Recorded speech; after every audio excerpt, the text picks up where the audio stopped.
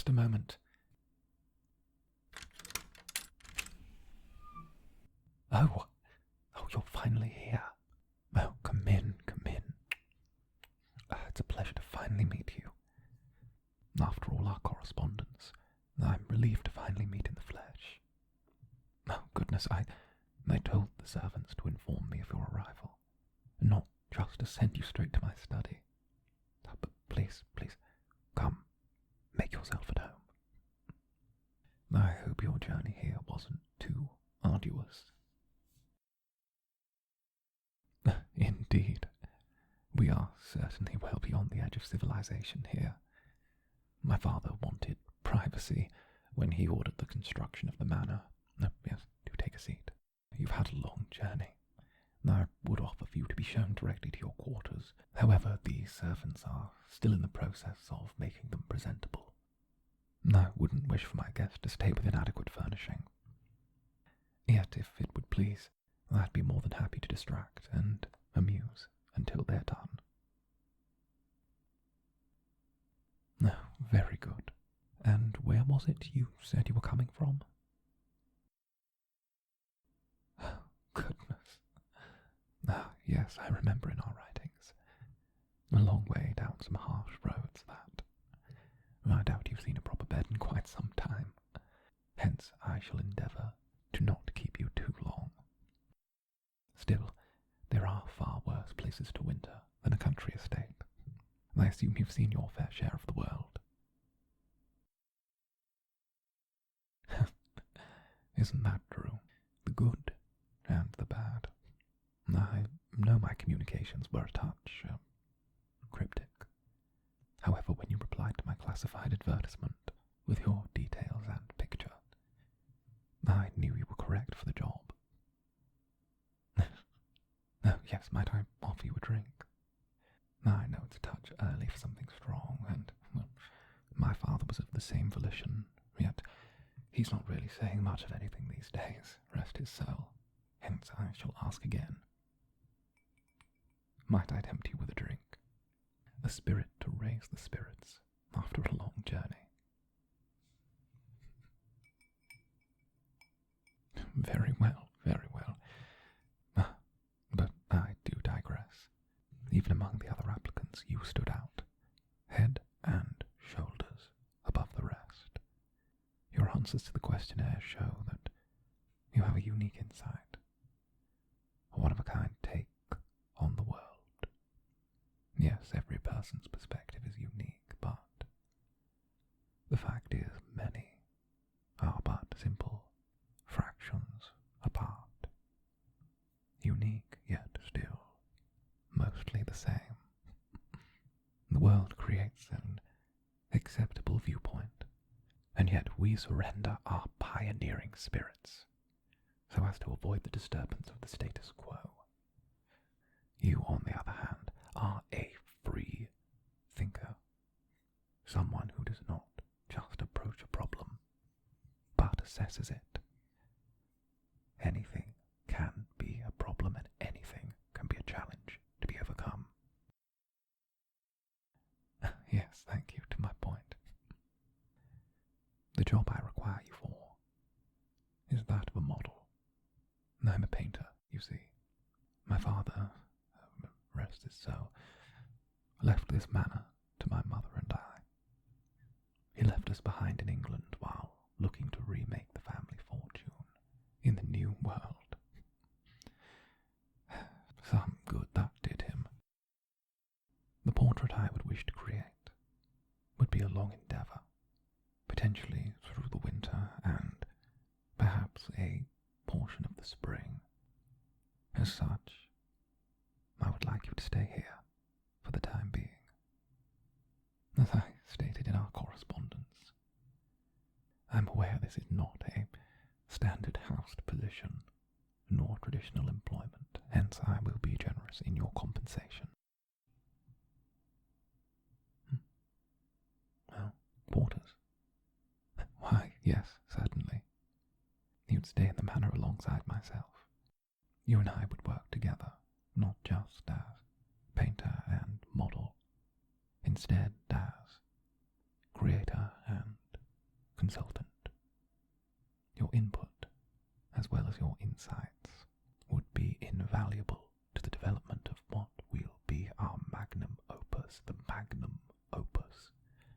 this estate.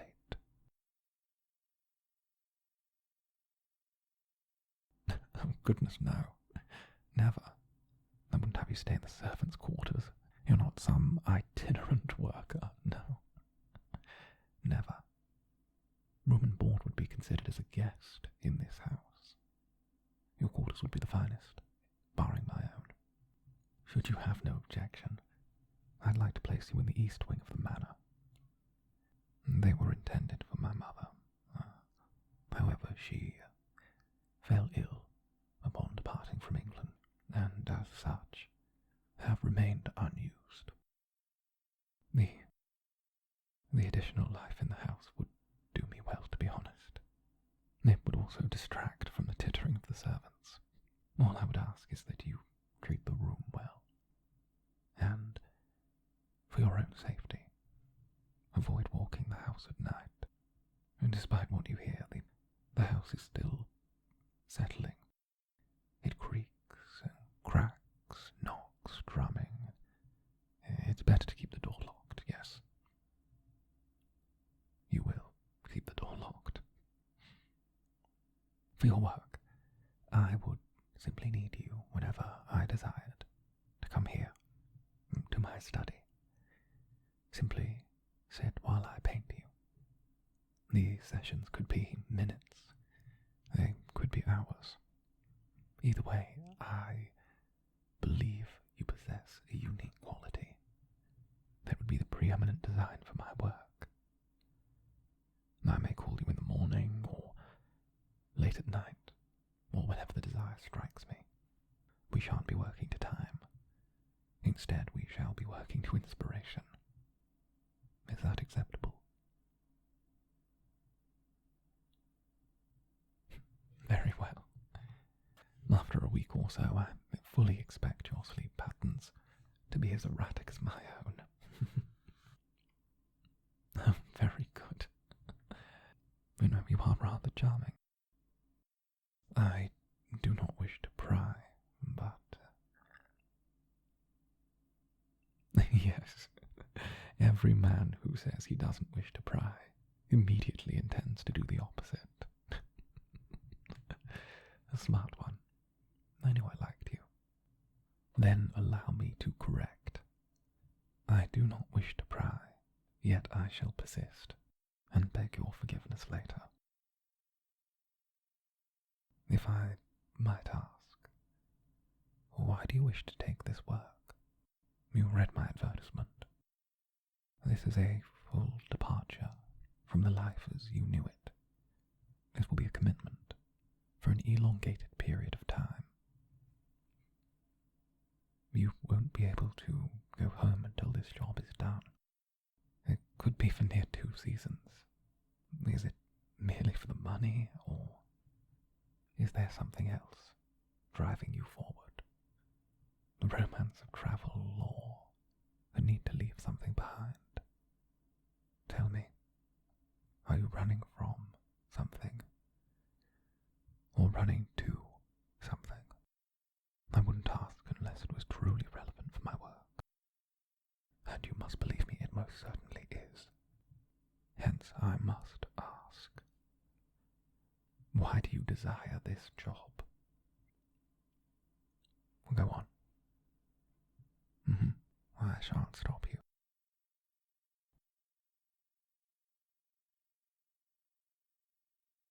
Ah, I see. A respectable answer for what it's worth. And if I may ask a follow-up question, do you believe there's more to life than what we can merely see? I mean, do you believe that beyond the ideas of men and gods, there's pieces of this vast world in which we exist that simply surpass our understanding? No, not just surpass our understanding, but make a mockery of it, that we may look on them in a way that an ant would look upon the works of Shakespeare. Oh, forgive me. A petty distraction. Yet I do honestly believe that with a pencil, some pigment, a set of brushes and a good model. The infinite may be obtainable. But you must forgive me. I've become trapped in metaphor. Too much time alone has ingratiated me to the ways of redundant thinking. But I digress. You may notice the manor is slightly understaffed. If it were up to me, I'd sell the place. The house is maintained, but with a house like this, maintenance may well be its own tax. However, maintained is all it is. No additional servants, but the bare minimum.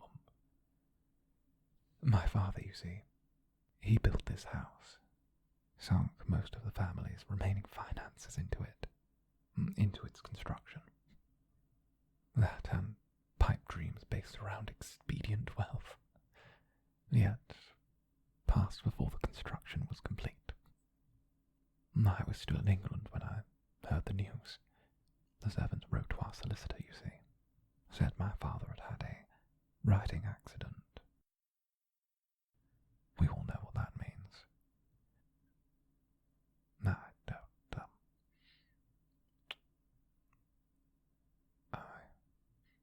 I set my course for the Americas upon receiving the letter. I thought perhaps there was something to salvage here. I'm certain if you head down to the village you'll hear the gossip. But I'd rather you hear it from me than some old hag. And they say my father went mad before he passed. Mad as a rabid dog. It's been the sleepy town's only gossip since my arrival, and assuredly the only gossip they've had in years. I had no love for the man, rest his soul, but I expect at the very least people to act in good taste. You understand, yes? I only say, since you're not local, you'll assuredly be in need of companionship, and those in the village aren't the most erudite, but can be pleasant enough should the mood take them, and I'm certain a lovely individual such as yourself would sway their bearing in no time whatsoever.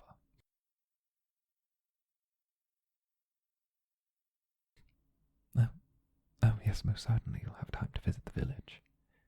Despite the demands of our work, I still wish for you to have time to yourself. At the very least you deserve time to rest. Much of my time is taken by cataloguing my father's collection of antiques.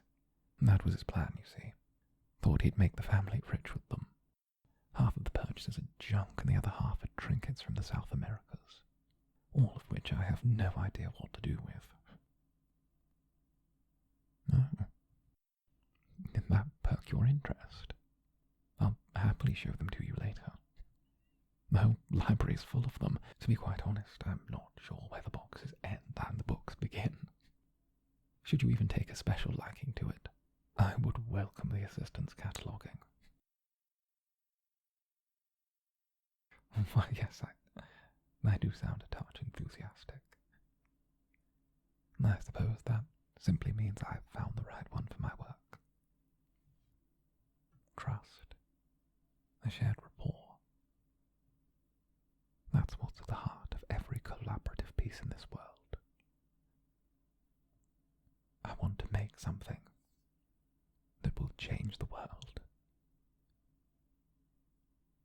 Free it of demons, or at the very least, change this place. Now, where on earth are the servants in regards to your blasted room? To be quite honest, I normally resign myself to my study after speaking with a person for this long. But it seems that pretending I have urgent business is out of the question. So, how would you feel on beginning our work? I know it's a touch early, but I'd like to take a handful of measurements.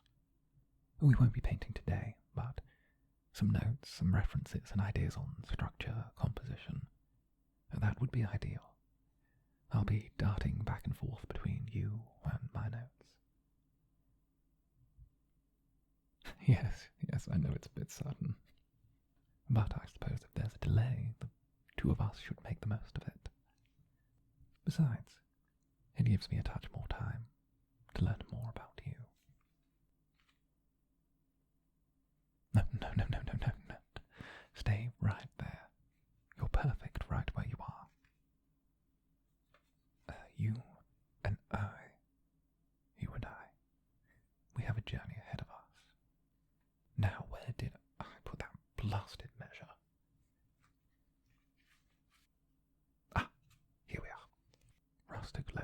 measure normally reserved for cobbler's work, but in this case, precision is the word of the day. I'm going to leave the face and work my way around the skull, if that's quite all right.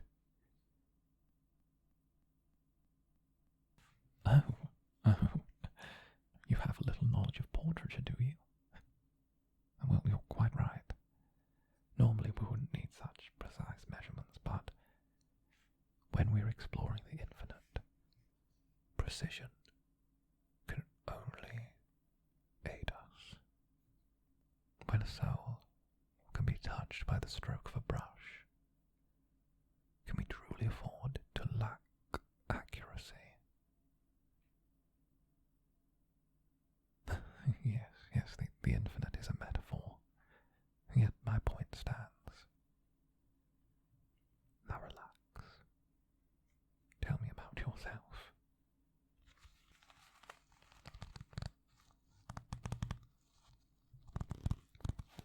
Have you ever modelled before? I could certainly believe you have.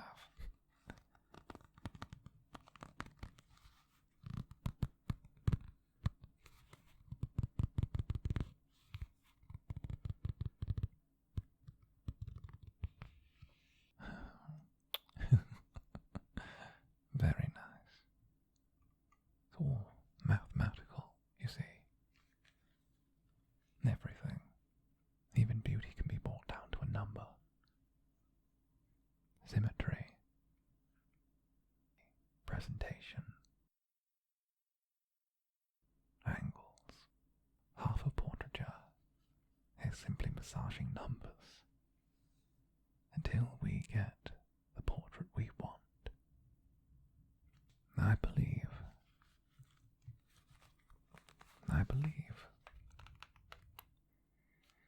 the right set of numbers, massaged the right way, may very well resonate beyond our... well, never mind.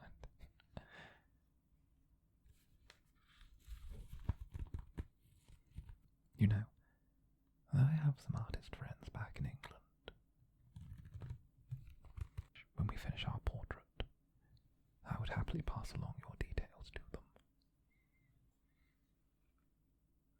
Kaufman, Gainsborough, Oxford. They mostly work in landscapes, but the French are pushing a neoclassical revival in portraiture. If you're in England by the summer, I could write you a letter of recommendation. Should our work together be satisfactory? In fact, should you desire, this could be a new line of work for you. A portraiture model and consultant. I'm sure they'll find you as charming as I do. Good. Just turn to me a second. Yes. Thank you.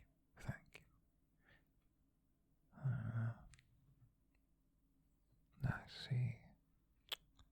If I might ask, what colour would you describe your eyes as? I can see, but I'd prefer to hear it in your own words.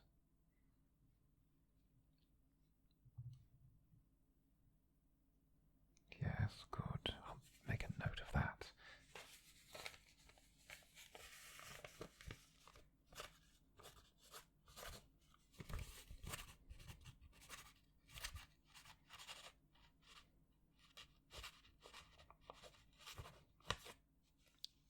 Good.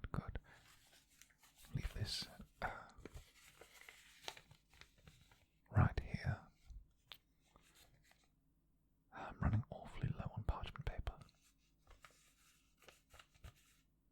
If you wish, I may run into the village tomorrow. Normally I'd send a servant, but if you wish to come along, I take it as a chance to show you the local wildlife.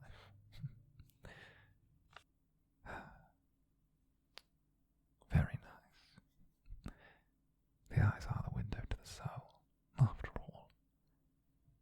We're going to need to work around your eyes in an abstract colour palette.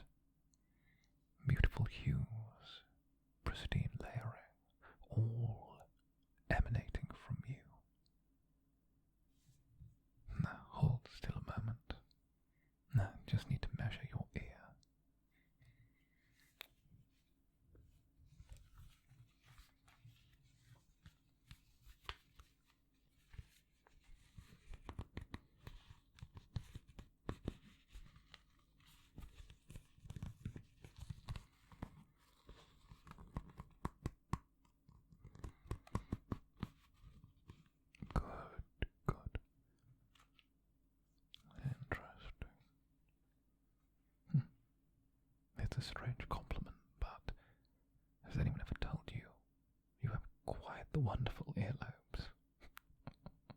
Yes, strange, I know.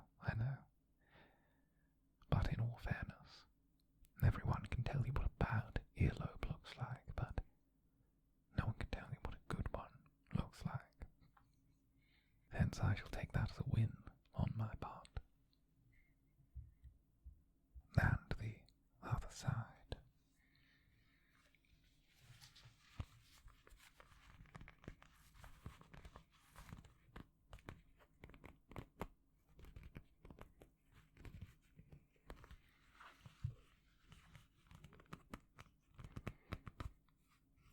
Oh, I guess you're quite right.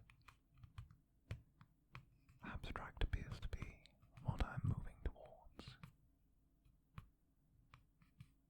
What we desire can only be grasped in the most abstract of terms. Good. Make a note of both of those measurements.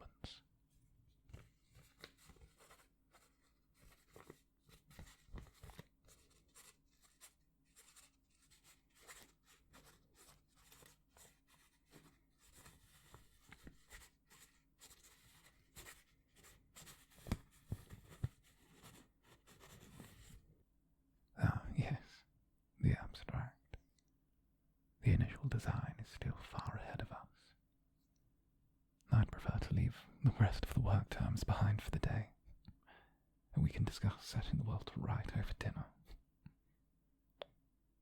Turn your head to me to the side, and just a touch to the left.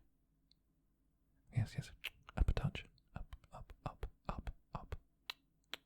There you go. And just a tilt, yes, chin forward. Good. I'm debating light sources at this moment, trying to see what would catch you in the best possible light. Natural light always has a sense of a sweeping landscape, adding depth and allowing us to play with colour, distance, while candlelight allows us to present hues, allow for interplay between colours, light, dark, and metal with softer tones. Tell me, what's your opinion? Natural or candlelight? What do you think?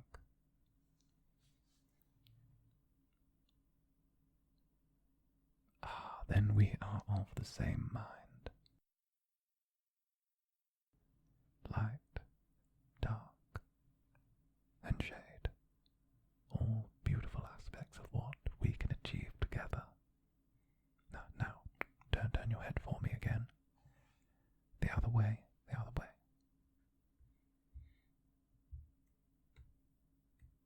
There you are.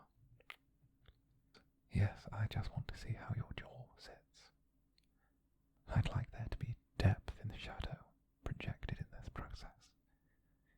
Almost as if, wherever shadow touches you, there's an entire world hidden. In order to capture the terror in the shadows, one must be willing to use themselves as bait. Oh no, who the bloody hell is it at this time? Oh, blast. Of course, now they have the bloody room ready. Then it appears that this is where we will have to end things for the evening, my dear. Take your time, unpack, freshen up, and I'll see you later for dinner. Until then, I'll send a servant by. Anything that you need, they'll provide. Until the next, I should write up my notes and, again, remember,